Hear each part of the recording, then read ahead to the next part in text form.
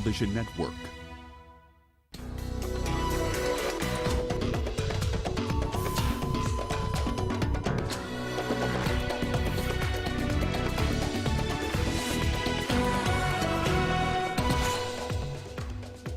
Tigray fighters remain adamant as to a deadline for them to surrender before a final assault by Ethiopian federal forces. Presumptive US President-elect Joe Biden formally introduces his preliminary cabinet picks. And we'll look at efforts to stop gender violence as the International Day for the Elimination of Violence Against Women is marked. Hello and thank you for joining us on Africa Live. I am Peninah Karibe, also lined up this hour. Manufacturing in Nigeria expands for the first time in 7 months despite a recession. And we'll look at the growing popularity of live stand-up comedy in Tanzania. We begin in Ethiopia, where a deadline set by the national government for fighters in the northern region of Tigray to surrender expires today. The leader of the Tigrayan People's Liberation Front says his people are ready to fight to the death to protect their homeland. Federal forces claimed to have the regional capital Mekelle surrounded. Prime Minister Abiy Ahmed called the operation to take back the city, the final assault of the 3-week-long conflict. The United Nations says over 40,000 refugees have already fled to neighboring Sudan, and the UN Human Rights Chief is calling on both sides to spare and protect civilians.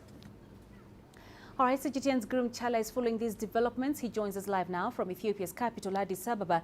Girum, the deadline for Tigray fighters to surrender issued by Ethiopia's government is almost lapsing.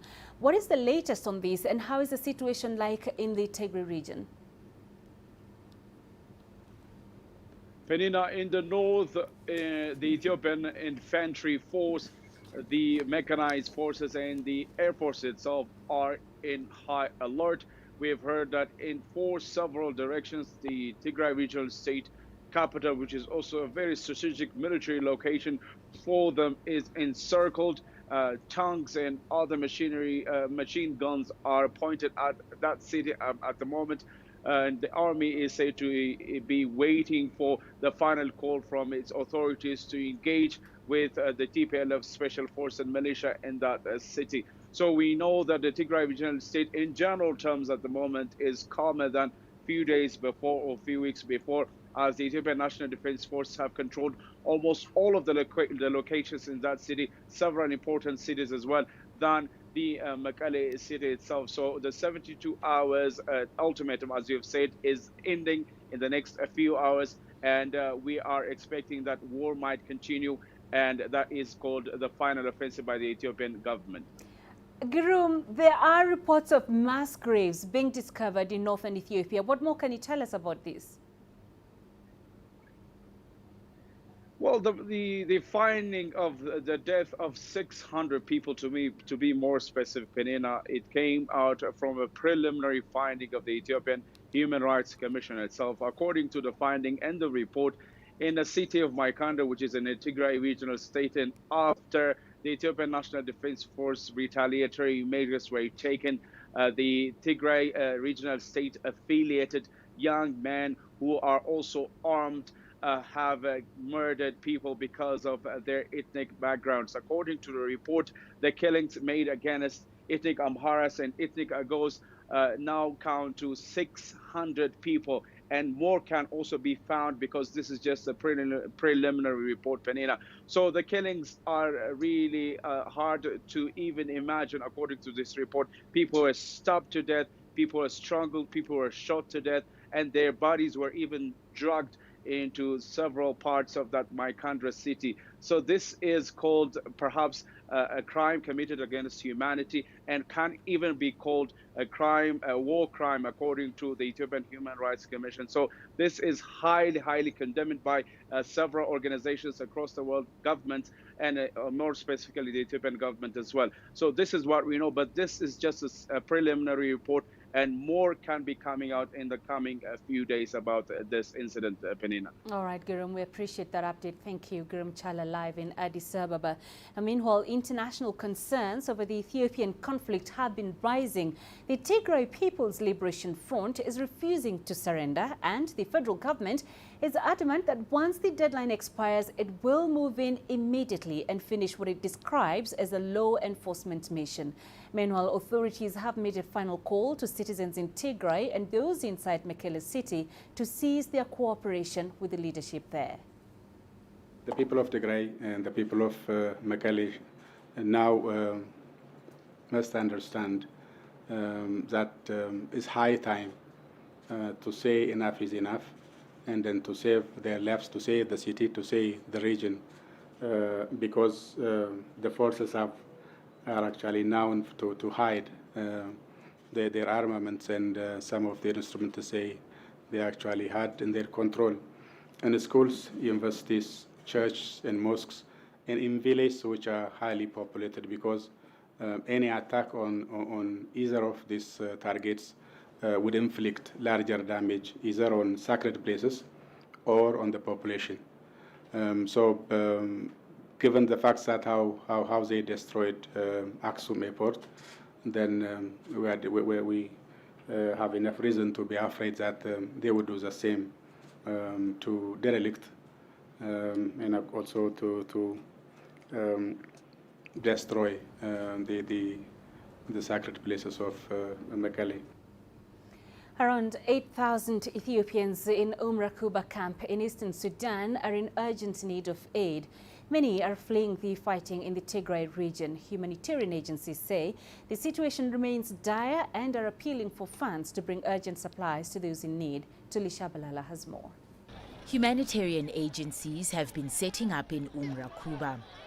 They are trying hard to assist the thousands of people in the camp, which is already over its capacity. Help us so that we don't die. We came from war. We were scared we were going to die from the war, and we came here. We don't want to die of hunger or diseases. If they're going to help us, they need to help us quickly. The Norwegian Refugee Council is providing cash assistance and setting up learning centers for children using supplies from the area. But the operations have not been easy. So sudden was the displacement. Many are missing family members. They were separated or understood that they're dead. Unfortunately, people have come in all sorts of conditions with absolutely nothing. No money, no more clothes, no food, no contact with people. And it's caught everyone here off guard to help. Officials here say over 40,000 refugees have come since the fighting started. But if hostilities in Ethiopia don't cease, authorities predict that 200,000 people could arrive in the next 6 months. This Sudanese state is not ready to handle these huge numbers. The country is still dealing with the aftermath of flooding, which displaced millions, and the coronavirus pandemic, which has put a lot of strain on funds. We are absolutely not ready. We are having massive difficulties with supplies, with medicine. We don't even have enough medicine for the citizens. It is essential for massive interventions from the United Nations High Commission for Refugees and all international humanitarian organizations to deal with catastrophic situation that is getting worse day by day. The United Nations has appealed for $200 million to help with the crisis. And the Norwegian Refugee Council is working on interagency appeal to receive more funding. One of the biggest concerns is the spread of disease in the camps. The refugees are suffering. Among them are many diseases. We are scared that diseases like cholera will spread. We are scared of the spread of many diseases like, for example, malnutrition could happen because of the lack of proper nutrition for the refugees. Global aid agencies have been distributing aid, but it's not enough for the thousands of people in the camp. Many wait in long lines only to walk out empty-handed. Tulisha Balala, CGTN. A military court in the Democratic Republic of Congo has sentenced a former Congolese rebel leader to life in prison for crimes against humanity. The court found Ntabo Ntaberi guilty of murder, rape, sexual slavery, and the recruitment of child soldiers. The crimes were committed in eastern DRC between 2010 and 2014. CGTN's Chris Chamringa has more. Ntabo Ntaberi is a former minerals dealer who led a militia group called Nduma Defense of Congo. The group was formed in 2009, saying it would defend communities in the eastern province of North Kivu from attacks by other rebel groups. According to the UN, Ntaberi commanded a raid in 2010 that resulted in the rape of close to 400 women. He was added to a UN sanctions list in 2011 and a warrant for his arrest was issued. A military court has now found him guilty of murder, mass rape and the recruitment of child soldiers. He's been sentenced to life imprisonment. Some Congolese citizens hope the sentence will bring relief to the families of his victims. If we talk about all the victims who were killed by Ntabo and Ntaberi Cheka in Walikale, then you realize that we were not dealing with a human being, but a monster. He deserves the sentence handed down to him. The ruling has come after a 2-year trial that saw 178 witnesses testify. Congolese officials and human rights bodies have hailed his sentence as an important step in the fight against impunity in eastern DRC. The mineral-rich region has been racked by conflict for over 2 decades. Chris Chamringa, CGTN, Kinshasa, Democratic Republic of Congo.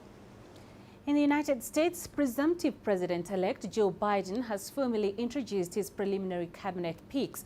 While President Donald Trump hasn't conceded the election, he has allowed the transition process to begin. Sean Caleb's reports from Biden's headquarters in Wilmington, Delaware. A very busy, very productive couple of days for Joe Biden and his transition team here in Wilmington, Delaware, unveiling key members of who he wants to be in his cabinet. Let's get right to those and talk about some of these important people who he says will, quote, tell him what he needs to know. Firstly, his choice for Secretary of State, Antony Blinken. This is someone who has been a close advisor of Biden's for years in intelligence and diplomatic circles, goes all the way back to the Obama administration when Joe Biden was vice president. Secondly, Avril Haines. She would be the Director of National Intelligence. Now, all of these selections must be approved by Congress. Now, she's important. She would be the first woman appointed to this all-important job. Linda Thomas Greenfield is the choice to be the United States ambassador to the UN, reaching out to all the country's allies and other entities within international circles where Biden basically said that he's going to try and mend fences moving forward. She is a career diplomat, somebody who was ousted by Trump early on in 2016, and she has written extensively about the effort, the need to bolster the U.S. diplomatic corps. And finally, John Kerry, former Secretary of State, former presidential candidate. He is going to be Biden's climate chief, climate czar. This is important because it really spells out how important Biden and his team believe that climate change is going to be in the coming years. Kerry was, of course, one of the people instrumental in the U.S. to getting the Paris Accord through. He signed that accord. Biden thinks that this is the team in place who will be responsible, as I said, to tell him what he believes he has to know. It's a team that will keep our country and our people safe and secure. And it's a team that reflects the fact that America is back, ready to lead the world, not retreat from it. Once again, sit at the head of the table, ready to confront our adversaries and not reject our allies.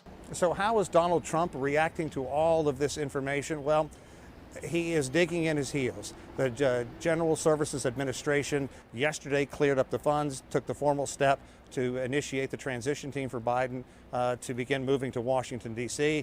This morning, Trump tweeting out, remember, the GSA has been terrific, and Emily Murphy, the person Trump appointed to be head of the GSA, has done a great job. But the GSA does not determine who the next president of the United States will be. That's somewhat of a sharp turn from what Trump earlier said in a tweet, said that he thought because of protocol, the timing was right, and it was good for the country to begin this step for the formal transition team. But he has made it clear he's going to continue his legal fights in his effort to still have the election overturned. And this on a day when Pennsylvania certified its election meaning all 20 electoral delegates, all those important delegates, will go to the Biden-Harris ticket. Sean Caleb's CGTN in Wilmington, Delaware. You're watching Africa Live. Time for us to take a quick break. Here's what's still ahead on the program. We look at efforts to stop gender violence as the International Day for the Elimination of Violence Against Women is marked.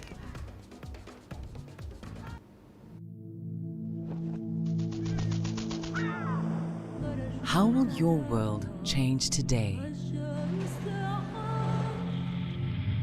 What happens here? What happens there? Or what you make happen for yourself. If it matters to you, it matters to us too. Your stories are the stories that need to be told. Africa Live. Find your voice.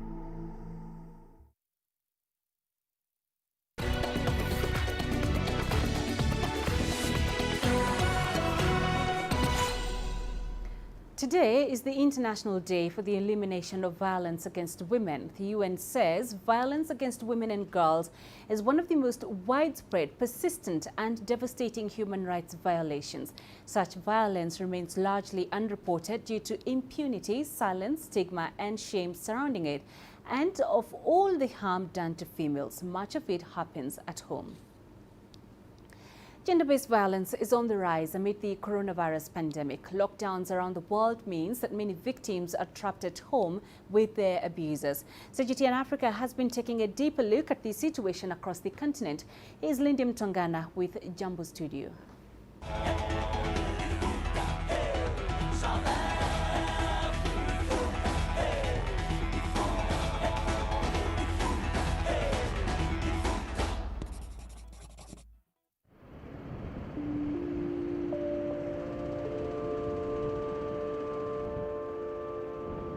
Africa registered its first COVID-19 case in February. To stay safe, people retreated to their homes as government lockdowns and curfews took effect. But for some, home is not necessarily a safe space. Millions of girls and women found themselves trapped with their abusers during these lockdowns, leaving them vulnerable to violence. In this episode of Jumbo Studio, we focus on the shadow pandemic, the rising scourge of gender-based violence in the time of COVID-19.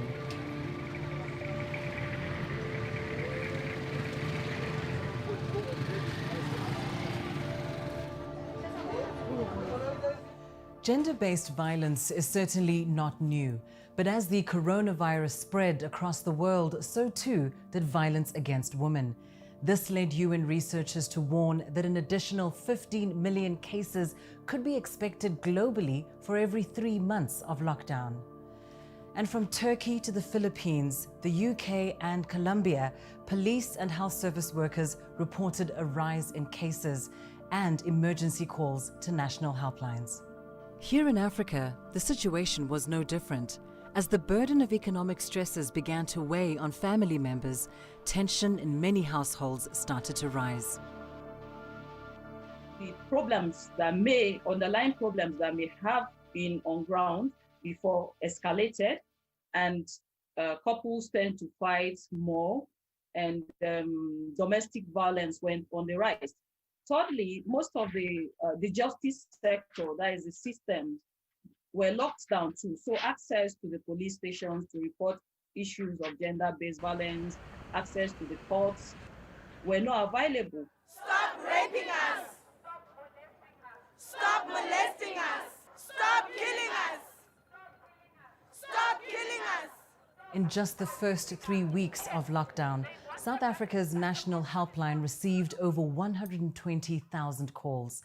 Femicide took center stage as the tragic deaths of Tsegofa Tsopule, Nompumelelo Chaka, Altisho Korja, Lindelwa Penny and others made national headlines, prompting President Cyril Ramaphosa to call for an end to these acts of violence.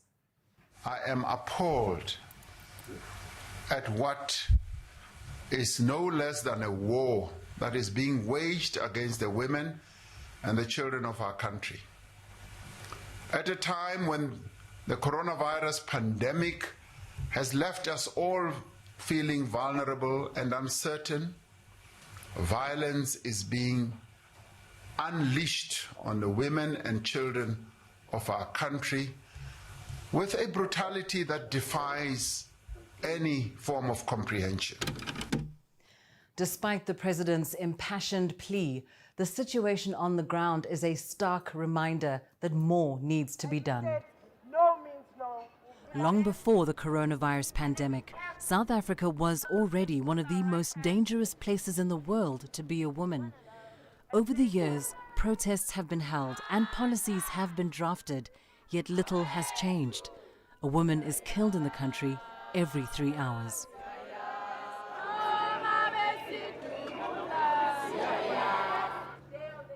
COVID-19 related restrictions proved dangerous for women in Nigeria too.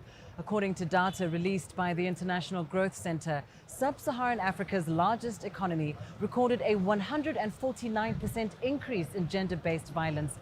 And this was just between March and April, when governments first implemented aggressive lockdowns in Abuja and Lagos.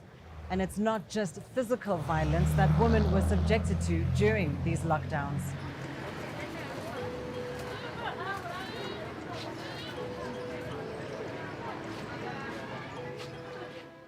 Here in Kenya, authorities noted a significant spike in both physical and sexual offences. Local media reported a disturbing surge in teen pregnancies. Over 4,000 adolescent girls visited hospitals and clinics for prenatal services. Many girls and young persons were away from school because the schools were locked down too. As a result, they are more exposed to maybe the perpetrators. They have more times on their hands to move around and get involved in dangerous sexual habits and other stuff. So it increased the occurrence of gender-based violence. For women and girls facing the risk of violence, being able to escape their abuser is sometimes key to their survival. Makueni County is home to one of Kenya's few government-run facilities that cares for victims of gender-based violence.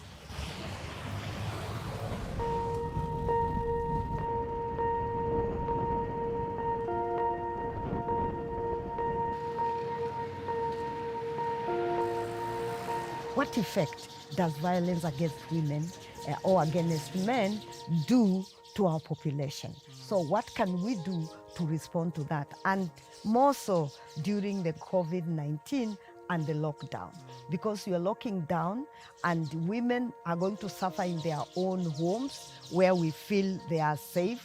So we thought for them to actually feel secure, we come up with an emergency place where they can call, where they can find their safety. And this emergency place has saved lives. We have a team of 6 trained staff in gender-based violence, and this trained staff comprise of a psychologist, a pharmacist, a lab tech, and a medical officer who work together to make this survivor, just to cover this survivor at once. Nilikuwa nachapwa na bwanangu, ananidunga na kisu, ananidunga mashindano, ndio maana nikakuja huku. The support provided to girls and women who have survived violence extends beyond the safe house. One such survivor is a young girl who was defiled by her father at the age of 12. At first, I thought that I wasn't dreaming, but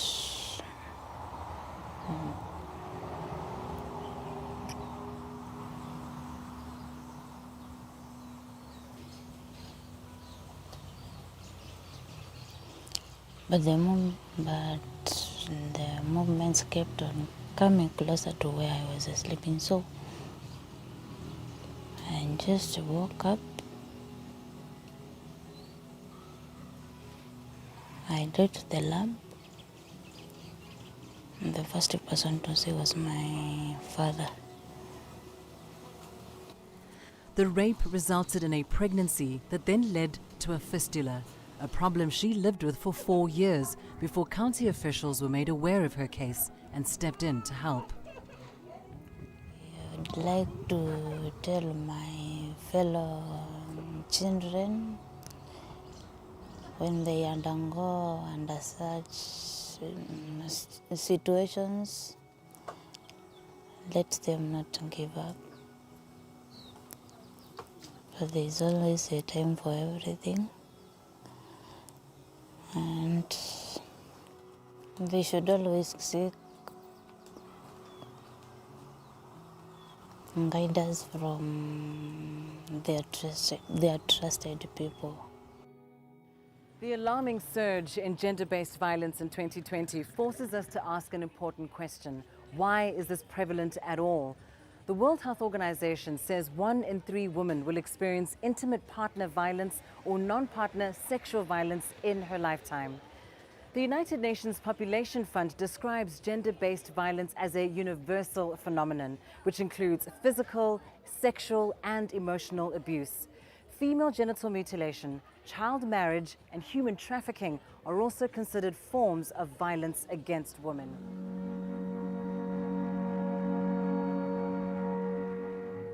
During instability, rape is commonly used as a weapon of war.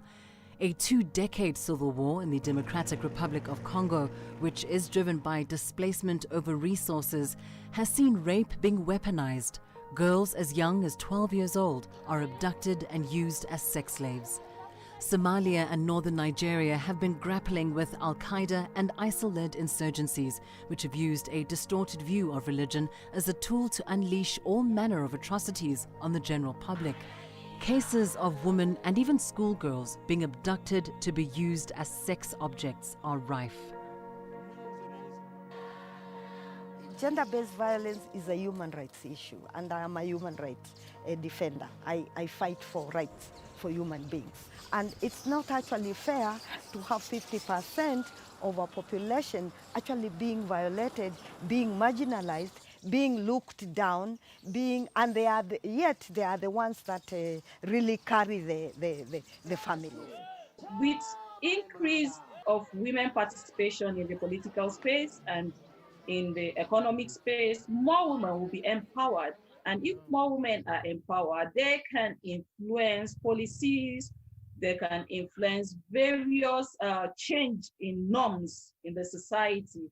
So I believe that with more participation of women in the political space and other public spaces, the rate of gender-based violence occurrence will be on the decrease. Globally, countries like Iceland, Norway, Finland, and Sweden top the list of nations that are closing the gender gap. While here in Africa, Rwanda, Namibia, and South Africa are seen as making significant strides in the right direction. In many parts of the continent, women's rights are being recognized as an important part of the national discourse. Women's voices are being amplified through events like Day of the Girl Child and national campaigns against violence. And men are becoming part of the conversation too. A game changer, some might say. As countries emerge from coronavirus lockdowns, the issue of violence against women remains a painful thorn pricking at a continent's soul. Failures to ensure women's safety and survival in Africa, to enact policies that would protect, support, and respect women as equal members of the human family erodes at the very core of our humanity. The call for gender equality and justice is more urgent now than ever before.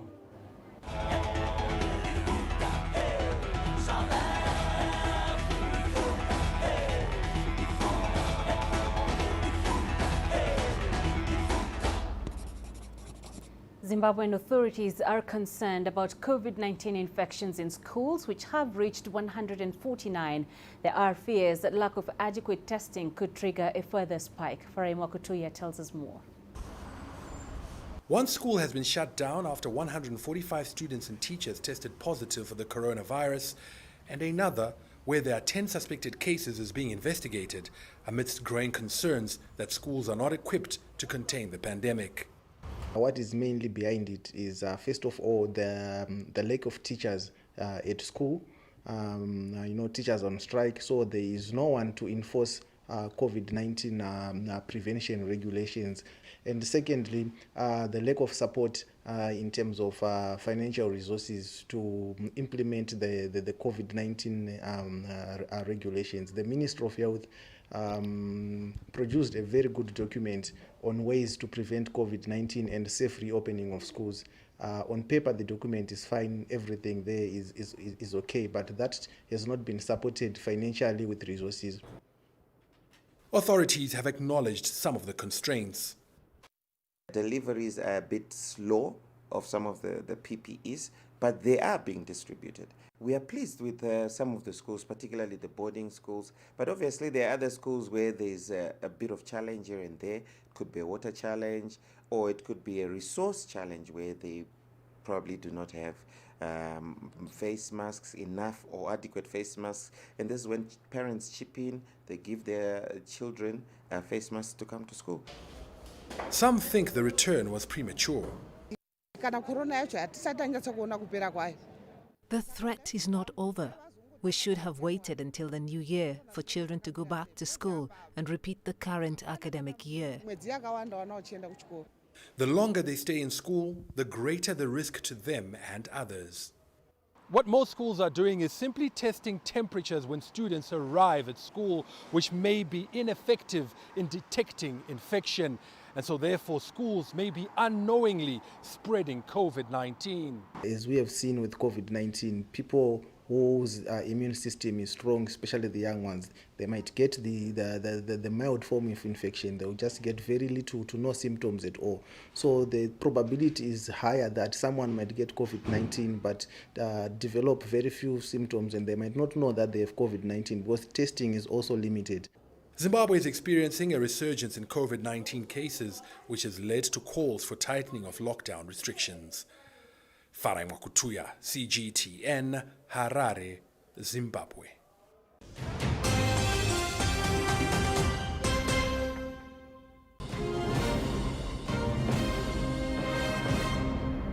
A quick check of our top stories. In Ethiopia, a deadline set by the national government for fighters in the northern region of Tigray to surrender expires today. The leader of the Tigrayan People's Liberation Front says his people are ready to fight to the death to protect their homeland. Federal forces claimed to have the regional capital Mekelle surrounded. A military court in the Democratic Republic of Congo has sentenced a former Congolese rebel leader to life in prison for crimes against humanity. The court found Ntabo Ntaberi guilty of murder, rape, sexual slavery, and the recruitment of child soldiers. The crimes were committed in eastern DRC between 2010 and 2014. And in the United States, presumptive President-elect Joe Biden has formally introduced his preliminary cabinet picks. While President Donald Trump hasn't considered the election, he has allowed the transition process to begin. Coming up in business news. Manufacturing in Nigeria expands for the first time in 7 months despite a recession. You don't find the stories of North Africa by sitting on the sidelines. You've got to get out, go there, and you'll find them. In the bazaars of Casablanca. Among the crowds in Cairo. Who come to visit Cairo, the ancient capital of Egypt. Along the waters of the Nile. Along the sands of the Sahara. No one else will take you where we can in North Africa. No one else will show you what it's all about. CGTN, see the difference.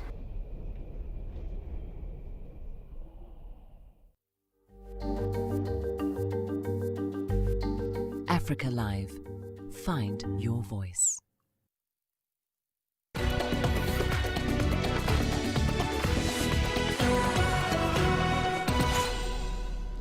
Nigeria has recorded growth in its manufacturing sector for the first time in 7 months. It comes as the country's economy is struggling to recover from the impact of the global pandemic, which disrupted business activities across the world. Our correspondent Willie Haza in Abuja, Nigeria, tells us more. One of Nigeria's manufacturers springing back to life. Workers at the Mako foam industry raced to fulfill orders for new mattresses. Just months ago, production was completely shut down due to the COVID-19 pandemic. During that time, we sacked some workers because we can't keep them and paying. There is no income. So we sacked them. But last month, we called some of them back. So the work is going on. Customers are coming. We are selling. Nigeria's central bank says some businesses in the manufacturing sector, like furniture making, textile, leather and footwear, are all picking up across the country. It says November was the highest month for manufacturing output since April. Experts say the lockdown actually created opportunities for local manufacturers. Before the pandemic, we depend on foreign imports of raw materials, that's for raw materials. That the pandemic distorted the value chain in the input supply from abroad. That also led to a major decline in the sector. But right now, the manufacturing industry have looked inward to source this material locally, and that's led to what? To increase in production and increasing outputs. The country's main earner is crude oil, a product that has not been trading well at the international market since the start of the pandemic. So the positive outlook witnessed in the manufacturing sector is good news for Nigeria's economy. The more the manufacturing sector continues to improve, the more Nigeria's economy can generate revenue from local sales and exports to other countries. However, analysts say a lot more needs to be done in order to sustain growth. Government need to put more effort in other areas, especially creating an enabling environment, such as improving the power sector. Another major issue is for the government to improve the security situation in the country. This will aid not just manufacturing, but any other subsector in the economy.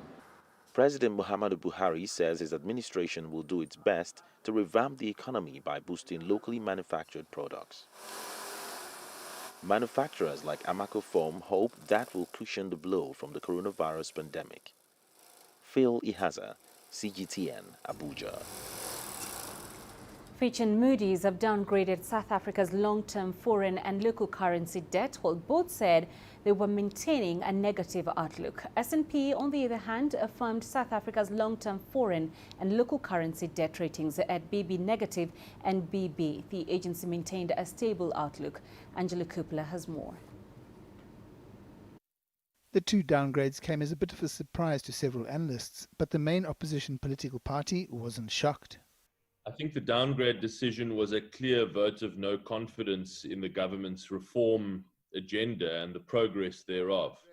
It was basically a clear message from the rating agencies that they do not see enough political will or credibility in the reform agenda, and that the pace of reform is not fast enough to make any substantial difference to growth. If you take the period from March, when a hard lockdown was announced, and the urgency of structural adjustment was underlined, from then to now, we essentially have nothing to show for that urgent structural adjustment program and package. One of the key concerns for the ratings agencies is the reform of state-owned companies and government bailouts. And then there's the level of national debt. We've had a delay, an indefinite delay from Eskom on the separation of the business. National debt is another one that is front and center in every one of the updates from the rating agencies. And yet most recently we've had a reversal in the commitment to get debt under control by 2023. That has now been pushed out to 2026. The government is currently in a dispute with the public sector unions about the final increase in the 3-year agreement.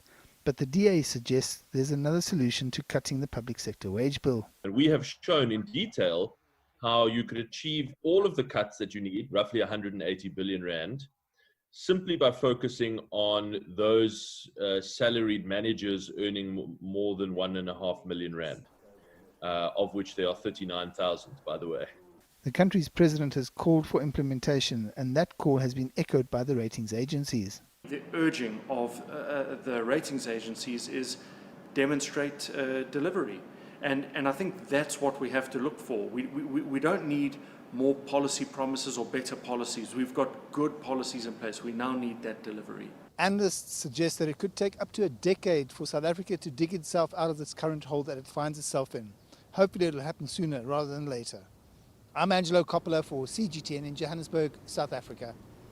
Farmers in Kenya's North Rift Valley town of Kitale are losing much of their produce due to inadequate means to dry and store their maize. To assist farmers with their post-harvest losses, the Bungoma County government is identifying and supporting farmers to be able to bulk and aggregate their products. CGTN's Daniel Arap Moi reports. Damaged and decaying maize in Kitale, a town in the Northern Rift Valley of Kenya. Farmers are losing their produce before they reach the market. The main culprit, the lack of adequate means to dry, store and transport the crops. And now climate change and an increase in rainfall is only making things worse. The weather pattern has been very, very bad to us. In most cases, advanced weather conditions.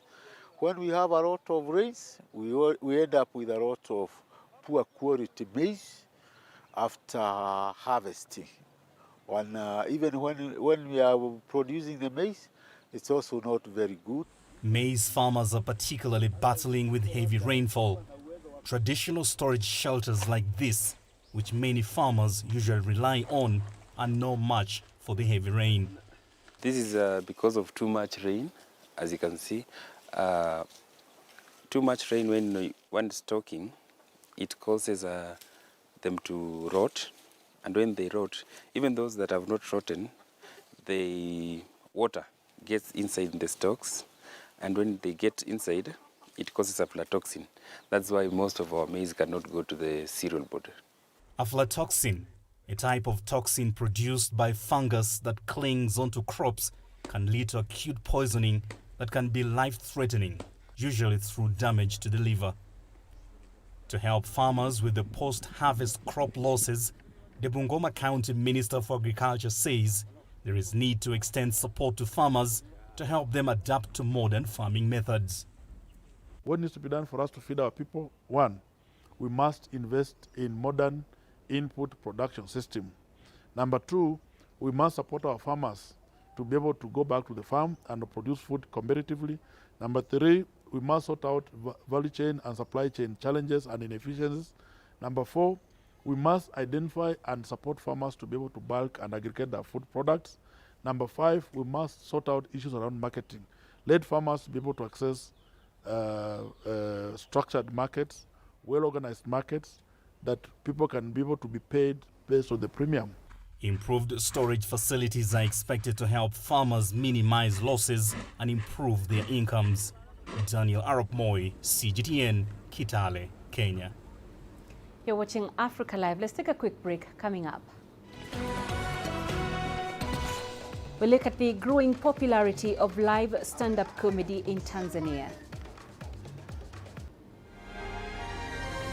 The greatest journeys, the greatest sights, the greatest adventures.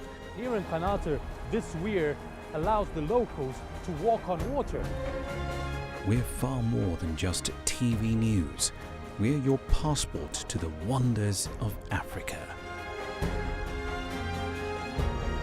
To bring you stories of struggle, survival and hope.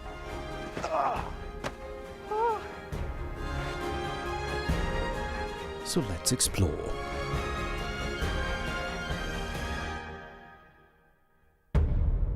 CGTN. See the difference.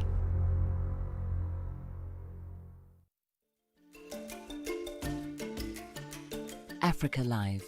Find your voice.